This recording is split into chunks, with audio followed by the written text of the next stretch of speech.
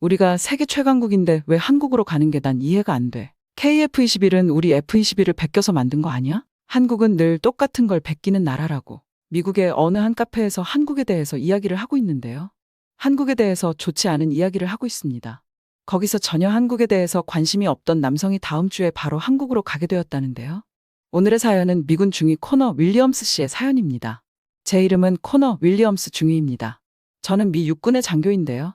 전 솔직히 이번 여행 전에는 한국에 대해 별다른 생각을 해본 적이 없었습니다.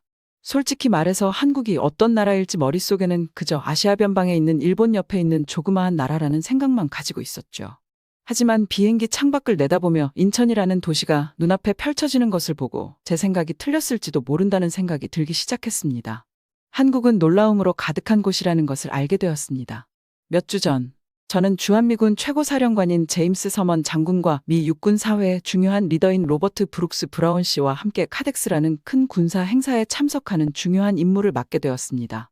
카텍스는 각국이 최신 군사 장비와 기술을 뽐내는 자리입니다.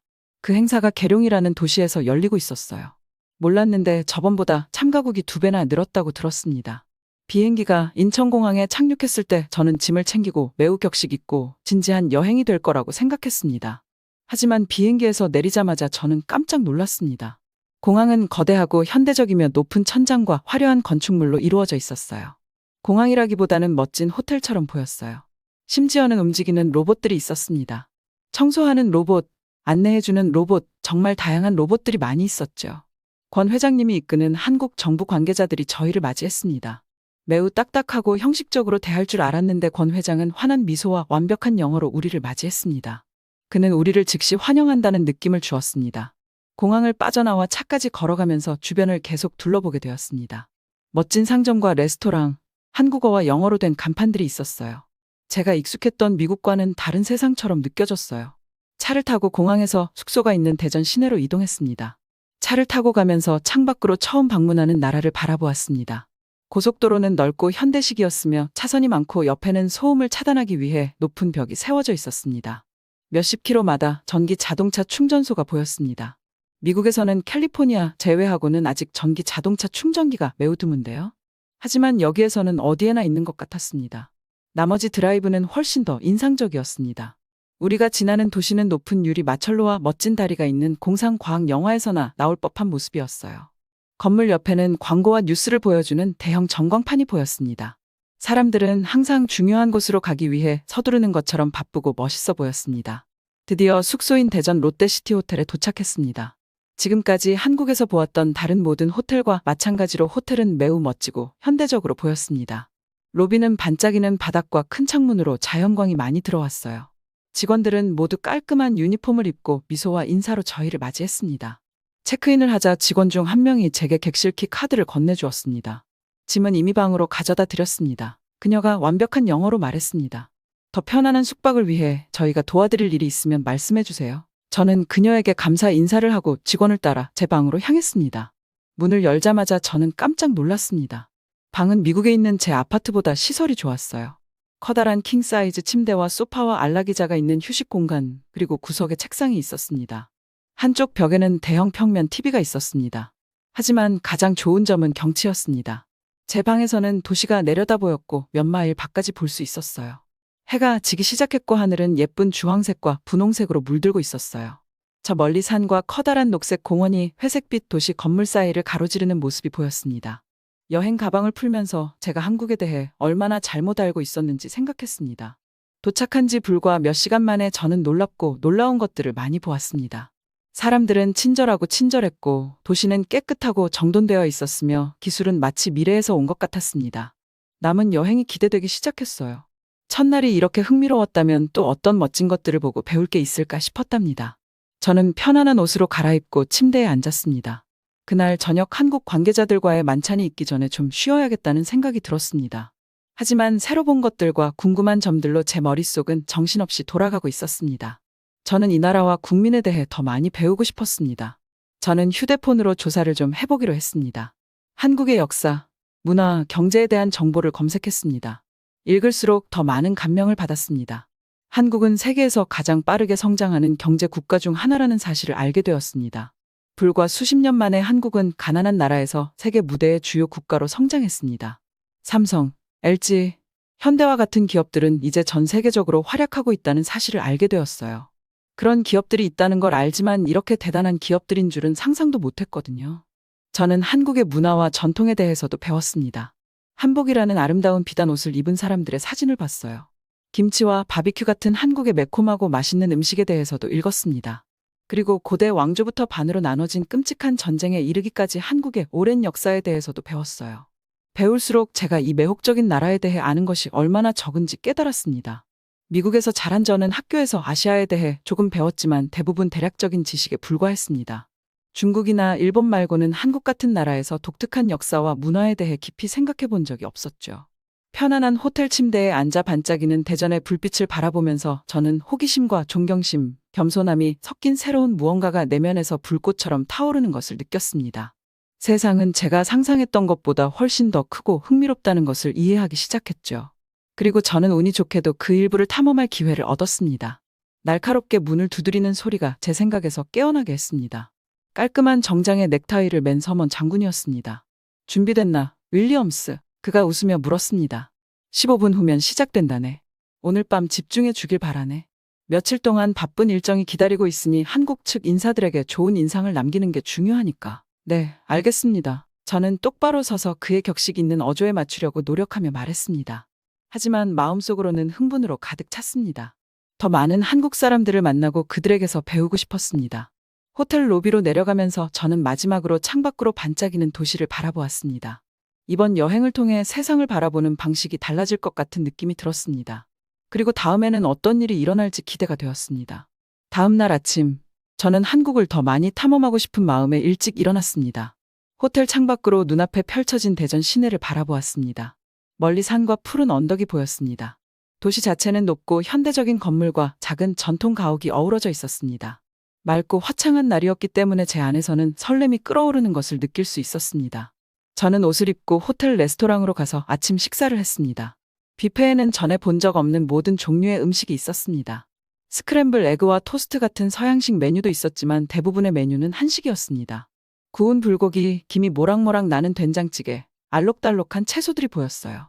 저는 접시를 가득 채우고 창가 쪽에 자리를 잡았습니다. 밥을 먹으면서 주변 사람들을 바라보았습니다. 정장 차림의 비즈니스맨, 어린 자녀를 동반한 가족, 친구들이 함께 수다를 떨며 웃고 있었습니다. 언어의 장벽에도 불구하고 따뜻함과 공동체 의식을 느낄 수 있었습니다. 아침 식사 후 저는 로비에서 서먼 장군과 브라운 씨를 만났습니다. 우리는 이날 정부와 혁신의 중심지로 새롭게 건설된 세종시를 둘러볼 예정이었습니다. 온라인에서 세종시에 대해 조금 읽긴 했지만 어떤 곳인지 잘 몰랐거든요. 우리는 세련된 검은색 자동차를 타고 출발했습니다. 대전 시내를 달리는 동안 저는 인프라에 감탄하지 않을 수 없었습니다. 도로는 넓고 잘 정비되어 있었으며 한국어와 영어로 된 표지판도 선명했습니다. 도착 시간을 알려주는 전광판이 있는 버스 정류장도 볼 수 있었고 자전거 도로에는 출근길에 페달을 밟는 사람들로 가득 차 있었습니다. 약 1시간 후 세종에 도착했습니다. 차에서 내리자마자 여기가 다른 도시라는 것을 알 수 있었습니다. 모든 것이 새롭고 첨단 기술처럼 보였습니다. 건물들은 높고 반짝이는 유리와 강철로 만들어져 있었습니다. 지붕에는 태양광 패널이 설치되어 있었고 곳곳에 나무와 꽃, 사람들이 앉을 수 있는 벤치가 있는 녹지 공간이 있었습니다. 우리는 여러 부처와 기관이 모여있는 거대한 건물이 모여있는 세종정부청사에서 투어를 시작했습니다. 민서라는 젊은 여성 가이드가 로비에서 저희를 맞이했습니다. 그녀는 완벽한 영어와 친절한 미소를 지녔습니다. 세종에 오신 것을 환영합니다. 그녀가 말했습니다. 여러분을 모시게 되어 정말 영광입니다. 우리 도시에 대해 조금 알려드리겠습니다. 라고 말했습니다. 민서 씨는 단지를 둘러보며 세종이 지속 가능한 사람 중심의 도시로 설계되었다고 설명했습니다. 모든 건물은 이중창과 모션 센서 조명 등 에너지 효율을 높이기 위해 설계되었습니다. 도시는 격자 패턴으로 배치되었으며 넓은 도로와 다양한 대중교통 수단을 갖추고 있습니다. 민서는 우리는 사람들이 운전 대신 걷거나 자전거를 타도록 장려하고 탐색하기 쉬운 도시를 만들고 싶었습니다. 라고 말합니다. 또한 사람들이 모여서 즐길 수 있는 공공장소를 많이 만들어 공동체 의식을 조성하는 데 중점을 두었습니다. 저희는 환경부와 과학기술부 등 여러 관공서를 방문했습니다. 모든 청사가 밝고 현대적이라는 점이 인상적이었습니다. 자연 채광이 풍부하고 벽에 다채로운 예술 작품이 있는 개방형 평면도가 있었습니다. 사람들은 소규모 팀으로 함께 일하며 프로젝트에 협력하고 아이디어를 공유했습니다.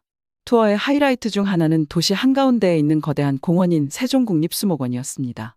경내를 걸으면서 얼마나 평화롭고 아름다운지 몰랐어요. 세계 각국의 나무와 꽃으로 가득한 정원, 분수대가 있었어요. 잔디밭에서 피크닉을 즐기는 가족들과 놀이터에서 뛰어노는 아이들을 볼 수 있었습니다. 이 공원은 환경 지속 가능성에 대한 우리의 헌신을 상징하는 곳입니다. 라고 민서는 말했습니다. 도시가 콘크리트 정글이 아니라 푸르고 건강한 삶의 터전이 될 수 있다는 것을 보여주고 싶습니다. 하루가 지나면서 민서 씨와 더 많은 이야기를 나누며 세종에서의 삶에 대해 알아볼 기회가 있었습니다. 민서 씨는 서울에서 자랐지만 몇 년 전 직장 때문에 세종으로 이사 왔다고 말했습니다. 처음에는 새로운 도시로 이사하는 것이 조금 망설여졌어요. 라고 그녀는 말했습니다. 하지만 세종의 매력에 푹 빠졌어요. 활기차고 따뜻한 분위기에 진정한 공동체 의식이 있는 곳이에요. 그리고 저는 이곳에서 더 나은 미래를 만들기 위해 함께 노력하는 더 큰 무언가의 일부가 된 것 같은 기분이 듭니다. 민서 씨의 이야기를 들으며 세종이 특별한 이유에 대해 조금 더 이해할 수 있었습니다. 그것은 화려한 건물이나 최첨단 기술이 아니었습니다. 모두를 위한 도시를 만들겠다는 목표 의식과 의지가 있었기 때문이죠. 투어를 마무리하고 민서와 작별 인사를 나누던 중 서먼 장군이 미소를 지으며 저를 향해 말했습니다. 꽤 인상적이지 않나? 그가 말했습니다. 세종은 미래의 도시가 어떤 모습일지 보여주는 모델입니다. 지속 가능하고 혁신적이며 사람 중심이죠. 이곳에서 많은 것을 배울 수 있을 것 같습니다. 저는 경외감과 영감을 느끼며 고개를 끄덕였습니다. 세종시는 제 모든 기대를 뛰어넘었습니다. 단순히 또 하나의 도시가 아니라 더 밝고 희망찬 미래를 엿볼 수 있었습니다. 대전으로 돌아오는 차 안에서 그날 보고 배운 모든 것을 떠올렸습니다. 놀라운 인프라, 지속 가능성과 커뮤니티에 대한 집중, 그리고 우리가 만난 사람들의 따뜻함과 친절함에 대해 생각했습니다. 한국에 대한 제 생각이 완전히 틀렸다는 것을 깨달았습니다. 한국은 다른 나라를 따라잡기 위해 고군분투하는 나라가 아니었습니다. 여러 면에서 미래를 선도하고 있었습니다. 호텔에 도착하자 서먼 장군은 저와 브라운 씨를 저녁 식사에 초대했습니다. 우리는 호텔 근처에 있는 한식당으로 가서 바닥에 방석을 깔고 앉아 여러 가지 맛있는 요리를 먹었습니다. 소고기 구이, 매운 찌개, 그리고 제가 처음 먹어보는 온갖 종류의 반찬이 있었습니다. 식사를 하면서 서먼 장군과 브라운 씨는 한국인 호스트와 함께 그날의 행사에 대해 이야기하고 각자의 경험에 대한 이야기를 나누며 수다를 떨었습니다. 저는 주로 경청하며 최대한 많은 정보를 흡수했습니다. 그러던 어느 순간 브라운 씨가 저를 향해 세종시에 대한 제 생각을 물었습니다. 저는 잠시 멈칫하며 제 감정을 말로 표현하려고 노력했습니다. 정말 놀라웠어요. 제가 마침내 말했습니다. 전에는 이런 것을 본 적이 없습니다. 지속 가능성과 커뮤니티에 중점을 두고 도시를 설계한 방식은 정말 고무적이었어요. 다른 도시들이 세종시의 사례에서 무엇을 배울 수 있을지 궁금합니다. 브라운 씨는 만족스러운 표정으로 고개를 끄덕였습니다. 바로 그거라네. 그가 말했습니다. 세종은 사람과 환경을 우선시하는 게 중요하다는 걸 보여주는 도시이지. 단순히 화려한 기술이나 최첨단 디자인이 중요한 게 아닐세. 모두를 위한 도시, 사람들을 하나로 모으고 그들의 삶을 개선하는 도시를 만드는 것이라네. 저녁 시간이 지날수록 남은 여정에 대한 기대감이 점점 더 커지는 것을 느꼈습니다. 세종시는 제가 상상조차 하지 못했던 놀라움과 혁신으로 가득 차 있었습니다. 앞으로 또 어떤 것들을 발견할 수 있을지 기대가 되었습니다. 여행 셋째 날 아침, 저는 활기차고 설레는 마음으로 일어났습니다. 오늘은 한국 방문의 모든 이유인 카덱스 방산 전시회를 방문하기로 한 날이었기 때문입니다. 최신 군사 기술과 혁신을 볼 수 있기를 간절히 바라며 몇 주 동안 이 행사를 고대해왔습니다. 호텔에서 간단히 아침을 먹고 계룡에 있는 전시장으로 출발했습니다. 차를 타고 논과 작은 마을을 지나 시골길을 달렸습니다. 지금까지 보았던 번잡한 도시와는 너무나 다른 풍경에 감탄사를 연발할 수밖에 없었습니다. 전시센터에 가까워지자 여러 개의 큰 건물과 야외 전시 공간으로 이루어진 거대한 복합단지라는 것을 알 수 있었습니다. 여러 나라의 국기가 바람에 나부끼고 있었고 멀리서 비행기 소리가 들리는 듯했습니다. 입구에서 한국 군 관계자들이 저희를 따뜻하게 맞아주며 안으로 안내해 주었습니다. 가장 먼저 눈에 들어온 것은 행사의 엄청난 규모였습니다. 소형 무기부터 전투기, 첨단 사이버 보안 시스템까지 모든 것을 전시하는 수백 개의 부스와 전시물이 있었습니다. 전시장을 둘러보면서 저는 전시된 기술 수준에 감탄하지 않을 수 없었습니다. 재충전 없이 몇 시간 동안 비행할 수 있는 드론, 목표물을 정확히 타격할 수 있는 미사일, 수마일 밖에서도 위협을 감지할 수 있는 첨단 레이더 시스템 등이 전시되어 있었습니다. 대한민국이 군사혁신의 최전선에 서 있다는 것을 알 수 있었습니다. 이날의 하이라이트 중 하나는 한국과 인도네시아가 공동 개발한 신형 전투기인 KF-21 보라매의 공개였습니다. 매끈한 이 전투기가 활주로의 모습을 드러내자 관중석에는 조용한 침묵이 흘렀습니다. 날카로운 각도와 은밀한 디자인이 돋보이는 멋진 광경이었습니다. 한국 관계자들은 첨단 항공 전자장비부터 낮은 레이더 단면에 이르기까지 KF-21의 특징을 자랑스럽게 설명했습니다. 그들은 이 프로젝트가 한국이 영내 다른 국가들과 맺은 파트너십의 힘을 보여주는 증거이자 평화와 안보에 대한 헌신의 상징이라고 강조했습니다. 연설을 듣고 시범을 지켜보면서 한국군에 대한 경외감과 존경심을 느끼지 않을 수 없었습니다. 이들은 조국과 동맹국을 지키기 위해 목숨을 바친 장병들이었고 세계 최첨단의 기술로 그 일을 해내고 있었습니다. 그리고 요즘 폴란드를 비롯해서 한국 방산업계가 수출을 어마무시하게 많이 한다는 이야기도 듣게 되었는데요. 서방 국가들을 제외하고는 솔직히 전 없다고 생각을 했습니다. 하지만 한국은 캐구자주포, K전차를 비롯하여 많은 나라들에게 수출을 하고 있다고 들었습니다.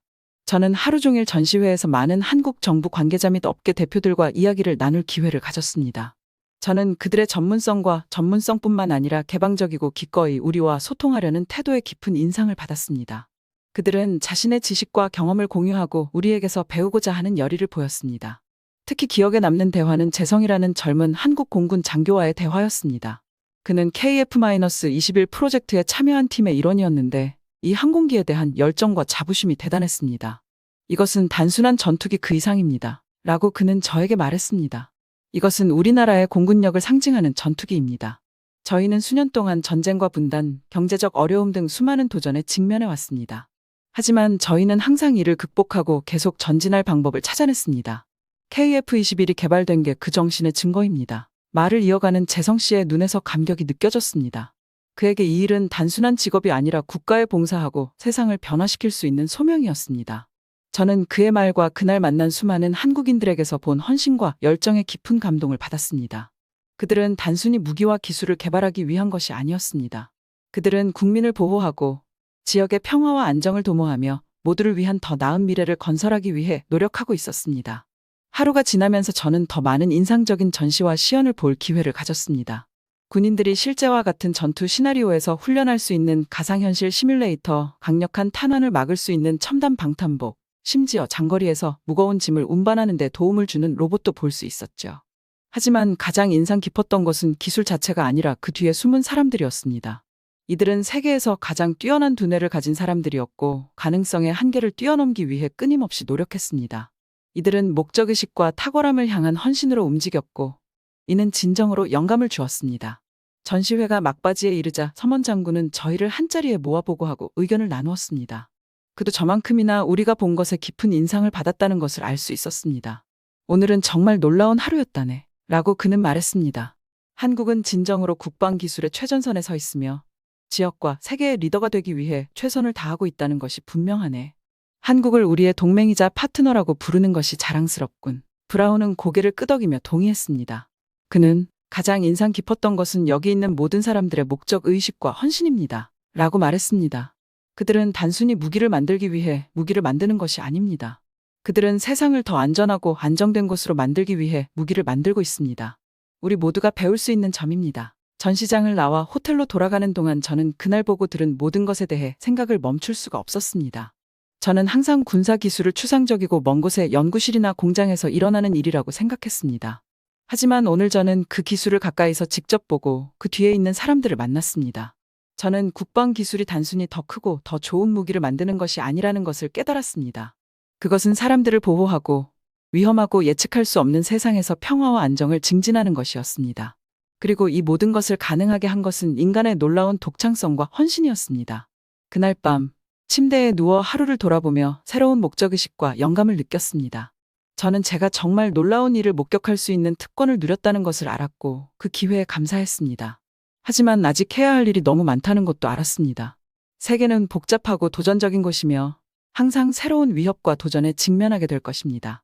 모두를 위한 더 안전하고 평화로운 미래를 만들기 위해서는 한국과 미국 같은 국가들의 노력과 재성과 서먼 장군 같은 사람들의 헌신과 창의력이 합쳐져야 할 것입니다.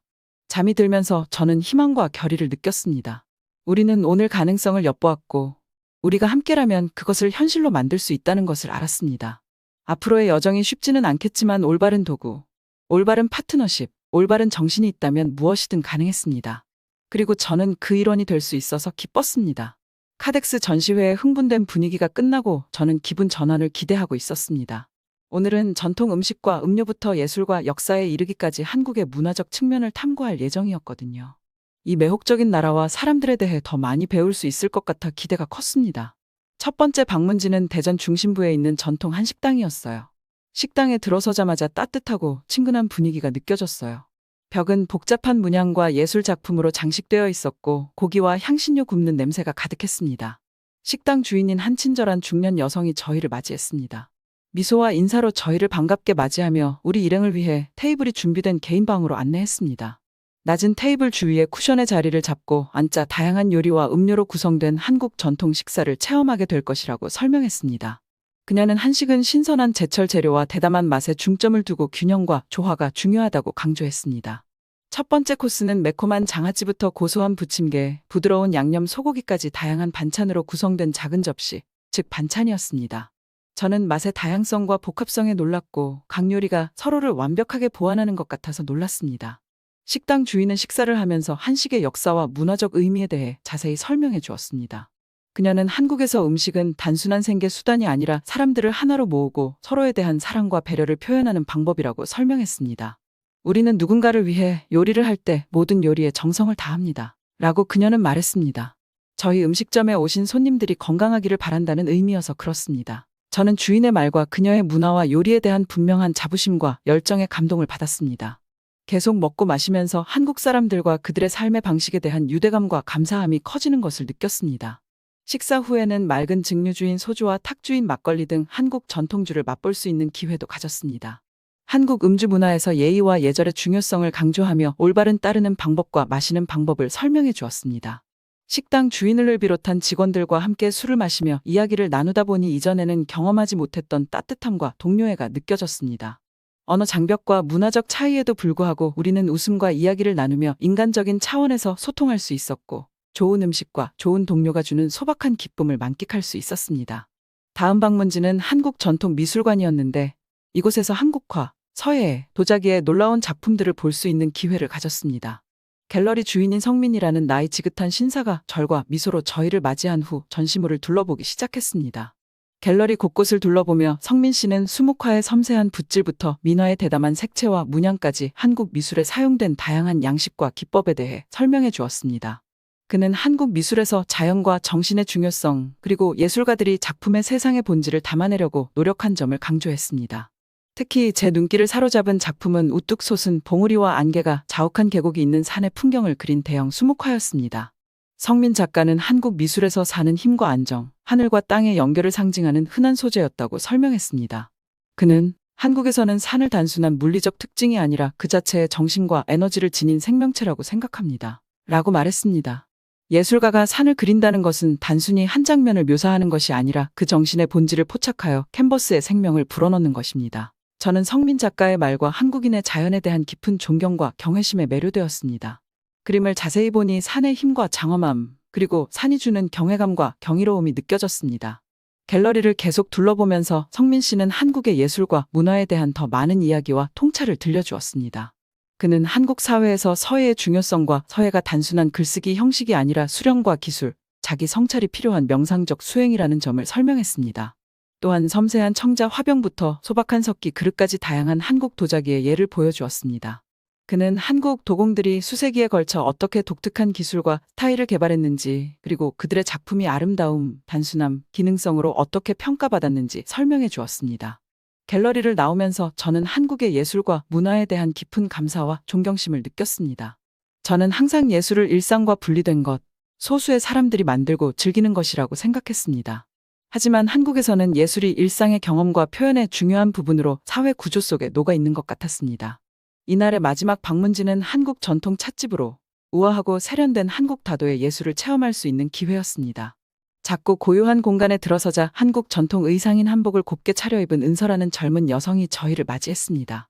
은서 씨는 다도는 수세기 전부터 내려오는 한국의 오랜 전통이라고 설명해 주었습니다. 다도는 속도를 늦추고 마음을 집중하며 자연과 인간관계의 소박한 아름다움을 감상하는 방식이었습니다. 낮은 테이블 주위에 쿠션을 깔고 앉자 은서 씨는 찻잎을 조심스럽게 계량하고 물을 적당한 온도로 가열하며 차를 준비하기 시작했습니다. 그녀는 차의 선택부터 컵을 잡고 액체를 마시는 올바른 방법까지 과정의 각 단계를 설명해 주었습니다. 은서 씨가 작업하는 모습을 지켜보면서 저는 그녀의 우아하고 세심한 움직임에 감탄했습니다. 모든 동작이 신중하고 의도적이며 차와 그 순간에 대한 존중과 경건함이 묻어났습니다. 차가 준비되자 은서는 섬세한 도자기 잔에 차를 따르고 절을 하며 우리에게 차를 내어주었습니다. 첫 모금을 마셨을 때 저는 차의 복잡하고 깊은 맛에 놀랐습니다. 단맛, 쓴맛, 감칠맛이 혀 위에서 춤을 추는 듯한 느낌으로 지금까지 맛본 어떤 차와도 달랐습니다. 차를 마시며 은서 씨와 이야기를 나누다 보니 평화로움과 만족감이 저를 덮치는 것을 느꼈습니다. 다도는 단순히 음료를 즐기는 것을 넘어 자신과 타인을 연결하고 순간을 공유하는 소박한 행위에서 아름다움과 의미를 찾는 것이었습니다. 은서 선생님은 다도의 역사와 철학 그리고 불교와 유교 사상에 영향을 받은 다도에 대해 자세히 설명해 주셨습니다. 그녀는 다도가 마음챙김, 겸손, 타인에 대한 존중을 기르는 방법이며 개인의 성장과 자아 발견을 위한 강력한 도구가 될 수 있다고 설명했습니다. 찻집을 나와 호텔로 돌아가는 동안 저는 그날의 놀라운 경험에 대한 생각을 멈출 수가 없었습니다. 대전의 식당 직원들의 따뜻한 환대부터 성민 씨와 은서 씨의 문화적 전통에 대한 깊은 존경과 경외심까지 저는 한국 사람들과 그들의 삶의 방식에 깊은 감동과 영감을 받았습니다. 한국에 대한 제 생각이 완전히 틀렸다는 것을 깨달았습니다. 한국은 현대 세계를 따라잡기 위해 고군분투하는 나라가 아니라 풍요롭고 활기찬 문화를 가진 곳으로 인간이란 무엇인가에 대해 우리에게 많은 것을 가르쳐주는 곳이었죠. 그날 밤 침대에 누워 그날의 일을 회상하면서 저는 깊은 감사와 겸손함을 느꼈습니다. 저는 한 민족의 마음과 영혼을 들여다보고 그들의 지혜와 삶의 방식을 배울 수 있는 소중한 선물을 받았습니다. 한국에서 배운 교훈은 평생 잊지 못할 것이며 평생 함께할 것이라는 것을 알았습니다. 균형과 조화의 중요성, 예술과 자연의 힘, 마음챙김과 존중의 가치 등은 추상적인 개념이 아니라 제가 직접 경험한 생생한 현실이었습니다. 잠이 들면서 저는 새로운 목적의식과 미래에 대한 설렘을 느꼈습니다. 한국뿐만 아니라 세계와 제 자신에 대해 더 많이 배우고 발견해야 할 것이 많다는 것을 알았습니다. 그리고 한 걸음 한 걸음 이 놀라운 여정의 일부가 될 수 있는 기회에 감사했습니다. 진심이세요? 정말 저한테 맡기고 싶으시다고요? 네, 맞습니다. 당신이 적임자예요. 하지만 제가 어떻게... 여기 카페에서 한 외국인 여성과 한국 남성이 이야기를 나누고 있습니다. 여성은 당황한 듯 손까지 떨며 패닉 상태로 보이기도 하는데요. 남자의 말에 여성은 결국 눈물까지 흘리고 말죠. 남성은 미소를 지으며 손수건을 건네고 조용히 그녀를 기다립니다. 이 여성은 무슨 이야기를 들었길래 이렇게 울며 당황하는 걸까요? 오늘은 캐나다의 번역가 시에나 아처 씨의 이야기를 들려드릴게요. 안녕하세요. 제 이름은 시에나 아처입니다. 캐나다에서 온 29살 번역가예요. 영어와 한국어를 번역하고 있죠. 서로 다른 언어를 사용하는 사람들이 서로를 이해할 수 있도록 돕는 것이 제 직업이랍니다. 어느 월요일 아침, 저는 집 책상에 앉아 일을 하고 있었습니다. 평소처럼 제 옆에는 커피 한 잔이 놓여 있었고 컴퓨터는 열려 있었어요. 바로 그때 모든 것을 바꾼 이메일 한 통을 받았습니다. 제가 근무하는 회사에서 보낸 이메일이었습니다. 저에게 새로운 프로젝트가 있다는 내용이었죠. 캐나다의 한 대형 기술 회사가 한국의 기업과 협력하기를 원한다는 내용이었어요. 중요한 문서를 영어에서 한국어로 번역해줄 사람이 필요하다고 했죠. 지금까지 제가 의뢰받은 프로젝트 중 가장 큰 프로젝트였습니다. 저는 설레기도 했지만 조금 긴장되기도 했어요. 번역가로 처음 일을 시작했을 때 한국 회사와 일하면서 안 좋은 경험이 있었거든요. 오해가 생겨서 문제가 생겼었죠. 사실 저는 그 이후로 한국어를 잘 알아도 한국 기업과 함께 일하는 건 조금 불편했어요. 그래서 저는 어떻게 해야 할지 고민했죠. 이 프로젝트가 저에게 좋은 기회인 것은 분명했어요. 제 커리어 성장에 도움이 될 것 같았거든요. 하지만 한국 사람, 한국 기업과 다시 긴밀하게 일해야 한다는 의미이기도 했기에 걱정이 되었습니다. 저는 책상 위에 놓인 사진을 보았습니다. 제가 대학을 졸업하던 날의 사진이었어요. 부모님이 제 양옆에서 웃고 계셨죠. 아버지가 늘 제게 해주셨던 말씀이 떠올랐어요. 시에나, 인생은 새로운 도전을 할 때 시작되는 거야. 아버지는 조금 두렵더라도 새로운 것을 시도해야 한다고 하셨어요. 그래서 저는 이 프로젝트에 도전하기로 결심했습니다. 힘들 거라는 건 알았지만 배우고 성장할 준비도 되어 있었으니까요. 그래서 저는 제안을 수락했습니다. 그 후 몇 주 동안 저는 프로젝트를 준비했습니다. 한국어 공부를 더 많이 했어요. 한국의 기술 산업에 대해 읽었습니다. 최대한 많은 것을 이해하고 싶었어요. 또 한국 문화에 대해서도 더 많이 배우기 시작했습니다. 저는 토론토에 있는 한국문화원에 갔어요. 한국 미술과 요리 수업을 듣고 김치와 비빔밥 만드는 법을 배웠어요. 한국 영화와 드라마도 봤습니다. 그러자 서서히 한국인의 삶의 방식에 아름다움이 보이기 시작했어요. 어느새 한국의 수도인 서울로 떠날 때가 되었습니다. 저는 한국어 책과 컴퓨터로 짐을 꾸렸습니다. 긴장되는 동시에 설레는 마음이 들었습니다. 처음으로 한국에서 한국 사람들과 함께 일하게 되었으니까요. 서울까지 비행은 매우 오랜 시간이 걸렸습니다. 비행 후 인천국제공항에서 비행기에서 내렸을 때 저는 깜짝 놀랐습니다. 공항은 크고 깨끗하고 현대적이었어요. 표지판은 한국어와 영어로 모두 되어 있었죠. 사람들은 매우 정중하고 친절했습니다. 공항을 나서자 서울의 습한 여름 공기가 저를 감쌌습니다. 도시는 사람들로 북적거렸고 저는 설렘과 약간의 불안감이 뒤섞인 느낌을 지울 수 없었습니다. 앞으로 몇 달 동안 이곳에서 지낼 예정이었기 때문에 저는 이곳을 최대한 활용하기로 결심했습니다. 택시를 불러 기사에게 강남에 있는 제 호텔 주소를 알려주었습니다. 시내를 달리면서 저는 주변의 경치에 감탄하지 않을 수 없었습니다. 거리에는 높은 고층 빌딩이 늘어서 있었고 그 유리 외관은 햇빛을 반사하고 있었죠. 하지만 그 속에서도 고자리 잡은 전통 한옥과 도시 풍경 속에 당당히 서 있는 고궁 등 한국의 유구한 역사의 흔적도 볼 수 있었습니다. 호텔에 도착하자 친절한 직원이 반갑게 맞이해 짐을 도와주고 방으로 안내해 주었습니다. 방은 작지만 편안했고 도시의 풍경을 볼 수 있었습니다. 짐을 풀고 자리를 잡으니 성취감이 느껴졌습니다. 다음 날, 저는 일찍 일어나 출근 준비를 했습니다. 긴장도 되었지만 새로운 동료들을 만나고 프로젝트를 시작할 생각에 설레기도 했습니다. 저는 대중교통 시스템이 얼마나 효율적이고 깨끗한지 감탄하며 지하철을 타고 사무실로 향했어요. 사무실에 도착하자 준호 씨가 저를 반갑게 맞아주어요. 준호 씨는 다른 팀원들을 소개해 주었습니다. 모두 친절하고 반갑게 맞아주셔서 안도감이 밀려오는 것을 느꼈습니다. 생각했던 것만큼 어렵지 않을 수도 있겠다는 생각이 들었죠. 프로젝트를 진행하면서 저는 한국 문화와 비즈니스 에티켓에 대해 아직 배워야 할 것이 많다는 것을 금방 깨달았습니다.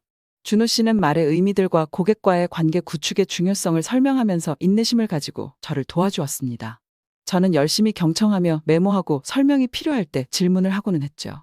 그 후 몇 주 동안 저는 편안한 일상에 빠져들었습니다.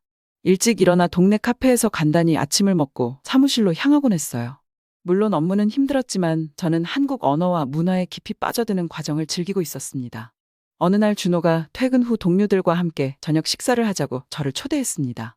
처음에는 대화를 따라가지 못하거나 한국 관습에 대한 지식이 부족한 제가 실수로 누군가의 기분을 상하게 하지는 않을까 걱정되어 망설였습니다. 하지만 준호 씨는 편한 모임이고 모두가 저를 환영할 거라며 저를 안심시켜 주었어요. 우리는 한국 전통 바비큐 레스토랑에 가서 낮은 테이블에 쿠션을 깔고 다리를 꼬고 앉았습니다. 지글지글 고기 굽는 냄새가 공기를 가득 채웠고 저는 준호와 다른 사람들이 테이블 중앙에 설치된 그릴에서 소고기와 돼지고기를 능숙하게 굽는 모습을 신기하게 지켜보았습니다. 식사를 하면서 저는 주변의 시끌벅적한 대화에 귀를 기울였습니다. 무슨 말인지 다 알아들을 수는 없었지만 동료들 간의 따뜻한 정과 동료애를 느낄 수 있었죠. 준호 씨는 필요할 때 통역을 해주며 새로운 요리를 먹어보라고 권유하는 등 제가 대화에 적극적으로 참여할 수 있도록 도와주었습니다.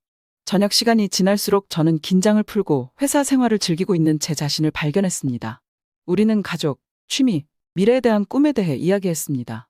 동료 중 한 명은 열렬한 등산광으로 한국에서 가장 높은 봉우리들을 등반했다는 사실을 알게 되었습니다. 또 다른 동료는 한국의 전통 악기인 가야금을 연주하는 재능 있는 음악가였어요.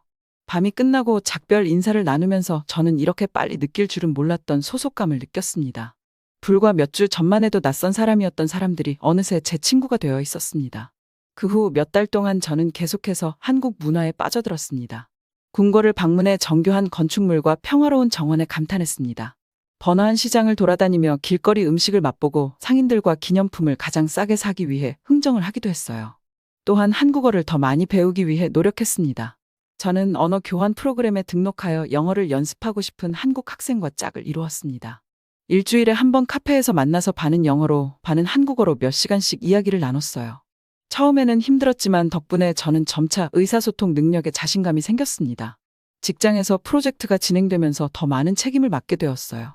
준호 씨는 중요한 번역을 맡기고 고객과 직접 소통할 수 있도록 저를 믿어주었어요. 처음에는 긴장했지만 그의 지도와 지원으로 저는 제 능력에 대한 자신감이 커졌습니다. 그러던 어느 날 프로젝트의 난관에 부딪혔습니다. 고객사 중 한 곳과 오해가 생겨 긴장이 고조되고 있었죠. 준호 씨와 저는 밤늦게까지 번역의 모든 세부 사항을 검토하고 해결책을 찾기 위해 노력했습니다. 시간이 지날수록 스트레스가 쌓여가는 것이 느껴졌습니다. 눈이 무겁고 머리가 터질 것만 같았어요.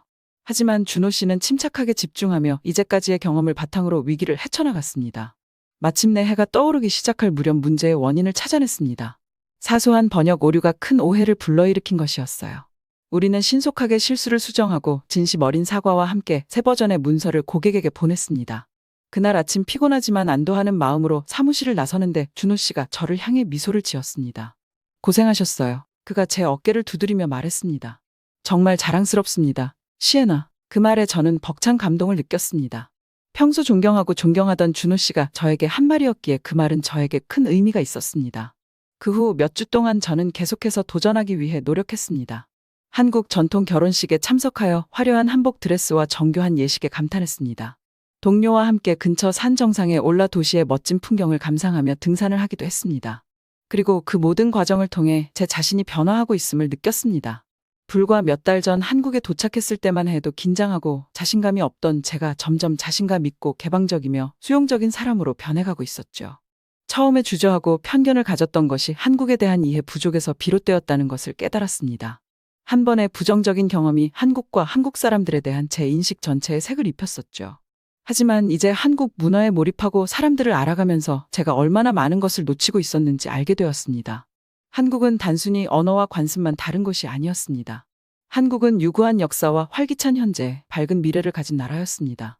전통과 현대가 공존하는 곳, 열심히 일하면서도 삶을 즐길 줄 아는 사람들이 사는 곳이었죠.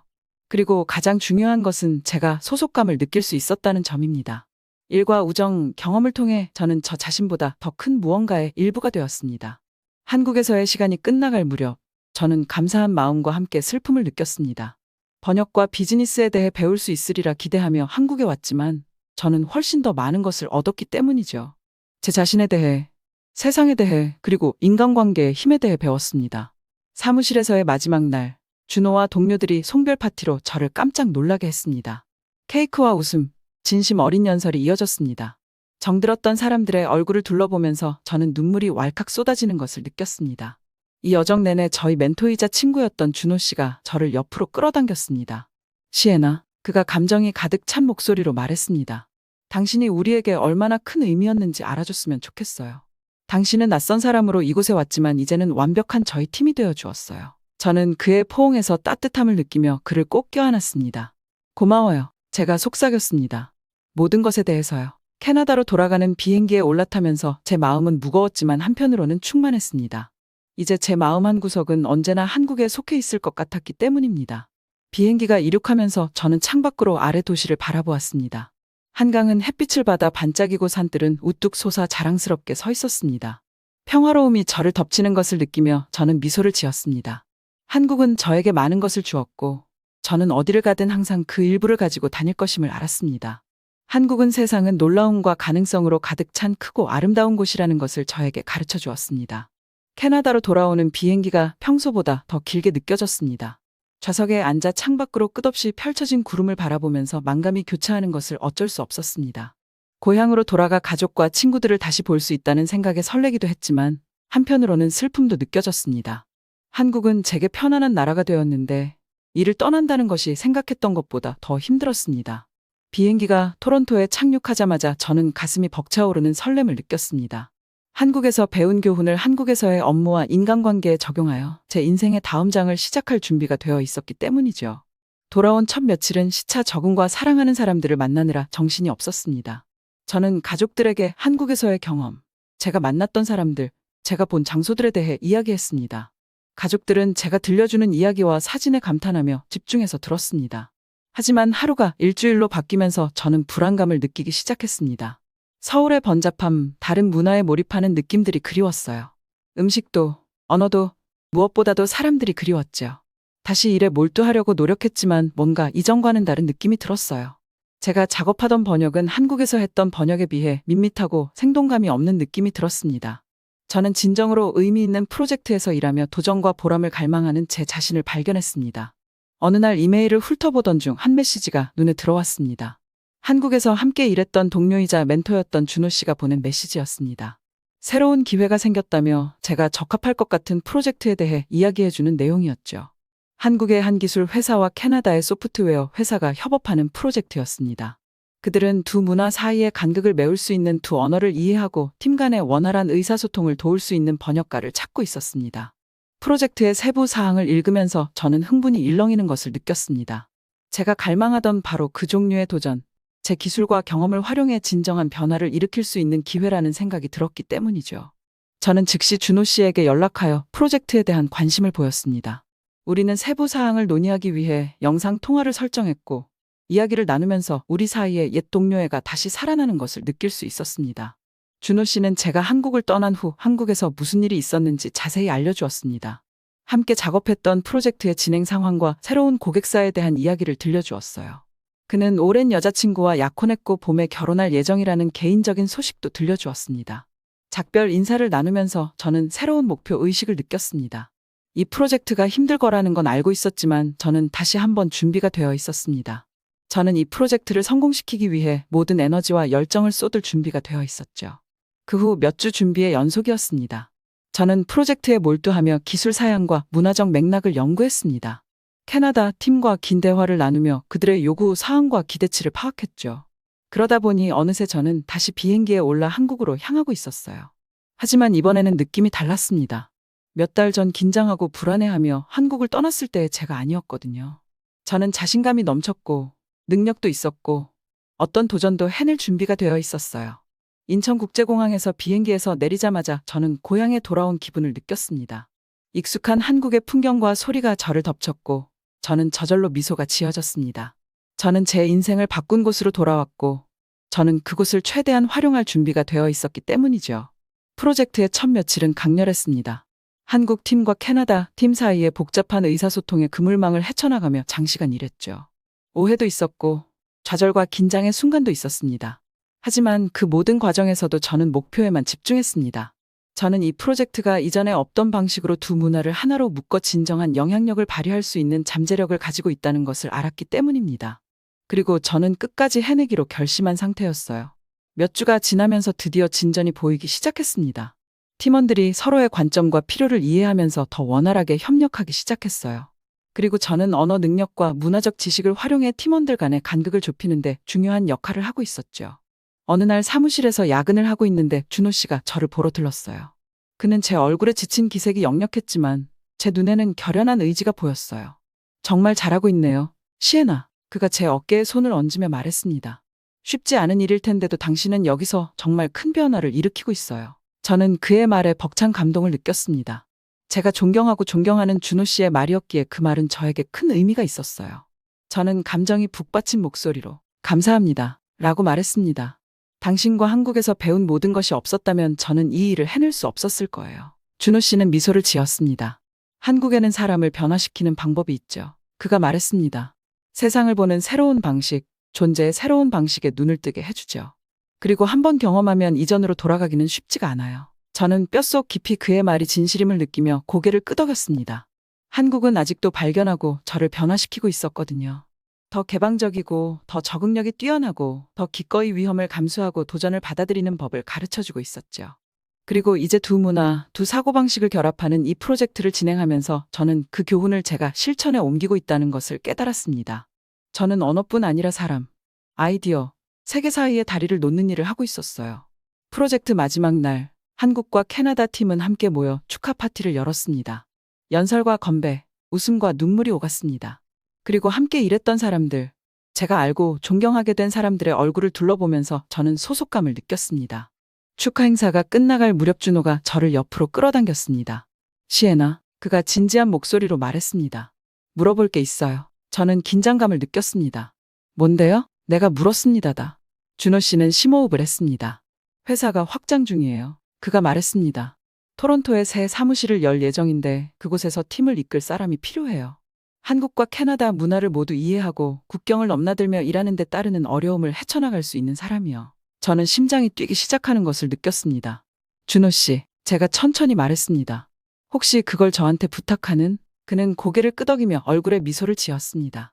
토론토의 운영 책임자가 되어달라는 부탁을 하고 싶어요. 그가 말했다. 당신 말고는 적임자가 없다고 생각합니다. 저는 눈물이 솟구치는 것을 느꼈습니다. 한국에서 배운 모든 것을 고국으로 가져가서 새롭고 흥미로운 무언가를 만들 수 있는 기회, 꿈에도 그리던 일이었기 때문이죠. 네, 저는 감격에 겨워 떨리는 목소리로 말했습니다. 네, 할게요. 준호 씨는 저를 꼭 안아주었고, 저는 그의 포옹에서 따뜻함을 느꼈습니다. 당신이 정말 자랑스럽고 존경스러워요. 시에나, 그가 말했다. 당신은 여기까지 왔고, 낯선 곳임에도 불구하고 많은 것을 성취했어요. 앞으로의 당신이 펼칠 일들을 생각하면 이건 시작에 불과하다고 생각합니다. 그날 저녁 사무실을 나서면서 저는 흥분과 가능성을 느꼈습니다. 저는 다시 캐나다로 돌아가지만 상상도 하지 못했던 방식으로 한국과 연결될 새로운 모험을 시작하려던 참이었으니까요. 그 후 몇 주간은 새로운 역할을 맡을 준비를 하면서 정신없이 바빴습니다. 한국에 있는 친구들과 동료들에게 작별 인사를 하고 새로운 회사를 준비하면서 처리해야 할 세부 사항이 너무 많았어요. 토론토로 돌아오는 비행기는 길었지만 제 머릿속은 새로운 역할에서 이루고 싶은 모든 것들로 아이디어와 계획으로 떠들썩했습니다. 공항에 도착했을 때 낯익은 얼굴이 저를 맞이했습니다. 한국에 있는 동안 가장 큰 힘이 되어준 대학 시절 절친한 친구 에밀리였습니다. 돌아온 걸 환영해, 시에나. 그녀가 저를 꼭 안아주며 말했습니다. 얼굴 잊어먹겠어. 저는 벅찬 감동을 느끼며 그녀를 다시 껴안았습니다. 역시 캐나다에 오니 좋네. 제가 말했습니다. 하지만 이상하기도 해. 한국도 이제 집처럼 느껴지거든. 에밀리는 고개를 끄덕이며 이해했습니다. 오히려 좋네. 그녀가 말했습니다. 두 가지 방식으로 세상을 바라볼 수 있잖아. 토론토에서의 새로운 생활에 적응하는 동안 그녀의 말이 계속 마음에 남았습니다. 처음 몇 주 동안은 새 사무실을 마련하고 팀을 꾸리느라 정신없이 바빴습니다. 하지만 일에 몰두하면서도 한국에서 배운 교훈을 잊지 않았습니다. 저는 서울에서 경험했던 협력적이고 서로를 지지하는 문화를 구축하기 위해 팀원들의 아이디어와 고민에 귀 기울이는 시간을 가졌죠. 그리고 한국에 있는 동료들과도 소통의 창구를 열어두었습니다. 정기적으로 화상통화와 이메일을 주고받으며 저희는 업데이트와 아이디어를 공유했고 국경과 시간대를 넘나들며 일하는 어려움을 극복하기 위해 함께 노력했습니다. 새로운 역할을 맡은 지 2년 정도 지난 어느 날 사무실에 깜짝 방문자가 찾아왔습니다. 출장을 위해 토론토로 날아온 준호 씨였습니다. 시에나, 그는 저를 보자마자 얼굴에 활짝 웃으며 말했습니다. 오랜만이에요. 저는 벅찬 감정이 밀려오는 것을 느끼며 그를 꼭 껴안았습니다. 준호 씨, 내가 말했습니다다. 토론토에는 무슨 일이세요? 그는 웃었습니다. 파트너들과 미팅을 좀 했어요. 그가 말했습니다. 하지만 무엇보다도 당신이 어떻게 지내는지 보고 싶었어요. 당신이 여기서 하고 있는 놀라운 일들에 감탄 중이었거든요. 저는 미소를 지으며 그에게 사무실을 보여주며 우리 팀을 소개했습니다. 그들은 저로부터 준호 씨에 대한 이야기를 많이 들었기 때문에 무척 반가워했죠. 그날 오후 제 사무실에 앉아 녹차를 마시며 이야기를 나누던 중 준호 씨의 표정이 진지해졌습니다. 시에나, 그가 말했습니다. 할 말이 있어요. 저는 살짝 걱정스러운 마음이 들었습니다. 뭔데요? 내가 물었습니다. 그는 심호흡을 했습니다. 회사가 다시 확장 중입니다. 그가 말했습니다. 새로운 여러 국가의 사무소를 개설할 예정인데 글로벌 운영을 총괄할 사람이 필요합니다. 저는 심장이 뛰기 시작하는 것을 느꼈습니다. 준호 씨, 제가 천천히 말했습니다. 저한테 이 역할을 맡으라고요? 그는 자부심에 찬 눈빛으로 고개를 끄덕였습니다. 이제까지 봐온 결과 확실히 시에나 씨는 이쪽에 재능이 있어요. 그가 말했습니다. 이미 토론토에서 자신을 증명했고 이 도전을 감당할 수 있는 경험과 기술을 갖추고 있죠. 또 가장 중요한 진심과 마음을 가지고 왔어요. 시에나 씨는 문화와 언어가 다른 사람들을 하나로 모으는 것이 어떤 의미인지 잘 알고 있는 사람이에요. 저는 눈물이 솟구치는 것을 느꼈습니다. 제가 꿈꿔왔던 것 이상의 기회, 제가 배운 모든 것을 가지고 전 세계에 진정한 영향력을 발휘할 수 있는 기회였기 때문입니다. 준호 씨, 제가 감격에 겨워 떨리는 목소리로 말했습니다. 무슨 말을 해야 할지 모르겠네요. 이건 정말 엄청난 기회예요. 그는 미소를 지으며 제 손을 잡으려고 손을 뻗었습니다. 예스라고 해주세요. 그가 말했습니다. 함께 세상을 바꿔봅시다. 저는 흥분과 결심이 솟구치는 것을 느끼며 고개를 끄덕였습니다. 네, 제가 말했습니다. 네, 너무 좋습니다. 그 후 몇 달, 몇 년 동안 저는 전 세계를 여행하며 새로운 사무실과 팀을 설립하고 국경과 문화를 넘어 파트너십과 협업을 구축했습니다. 저는 말하기보다 더 많이 듣고 이해받기 전에 이해하려고 노력하는 법을 배웠습니다. 서로 다른 문화의 아름다움과 복잡성을 포용하고 우리 모두를 하나로 묶는 공통점을 찾는 법을 배웠죠. 모두 한국에서 배운 것들이었죠. 어느 날 사무실에 앉아 바깥 풍경을 바라보고 있자니 평화가 밀려오는 것을 느꼈습니다. 한국은 저에게 많은 것을 주었고 이제 저는 제가 배운 모든 것을 활용해 세상을 변화시키기 위해 노력하고 있었습니다. 그리고 앞으로의 여정이 어디로 향하든 한국은 언제나 저희 일부이자 길잡이, 힘과 영감의 원천이 될 것이라는 것을 알았습니다. 한국에서 저는 세상을 보는 새로운 시각뿐만 아니라 세상에 존재하는 새로운 방식을 발견했기 때문이죠. 그리고 그것은 제가 평생 소중히 간직할 선물이었습니다.